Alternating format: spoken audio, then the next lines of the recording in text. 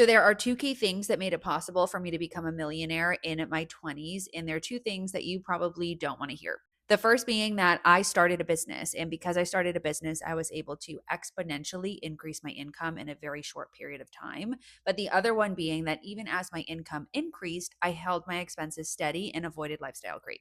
So when I started a business, it really was ultimately an accident, but a calculated accident. And what I mean by that is when I started Break Your Budget, I knew that I was going to turn it into some sort of business, but the business that it turned into is very different than what I had originally planned for. I thought I was going to build a business where I did like budget consultations. And what it turned into is a business where I work with brands and I sell digital products. And over the last 6 years, I have used social media to continue to grow my business, to grow my reach, to sell my products, and ultimately to work with brands.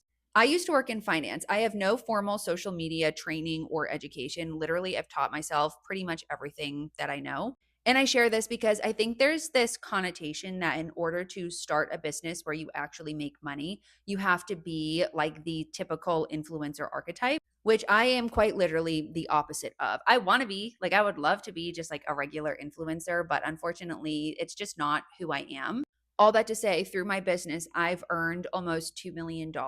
And the majority of that hasn't gone to taxes and hasn't gone to like business expenses and miscellaneous contractors and stuff has gone directly into my investments. And the reason it's gone directly into my investments is because of number two, which I mentioned, which is holding my expenses steady and avoiding lifestyle creep.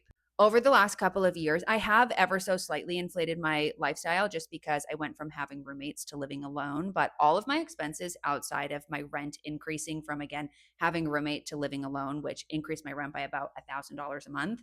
Outside of that, I have held pretty much all of my expenses steady. And I've been able to do that because I track my expenses diligently every single week. And I'm really, really critical about what I buy because I don't want to be buying pointless shit. And I also don't want to be upgrading my lifestyle in a way that's unsustainable. So, technically, even though I could afford to live in a bigger apartment, or I could afford to go buy a designer purse, or I could afford to go shopping every month, I choose to consume less and invest more.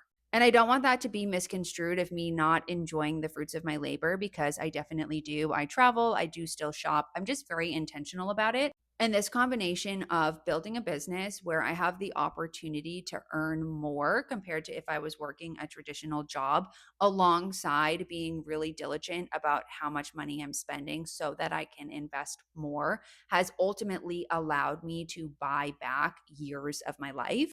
And now, as I enter my 30s, I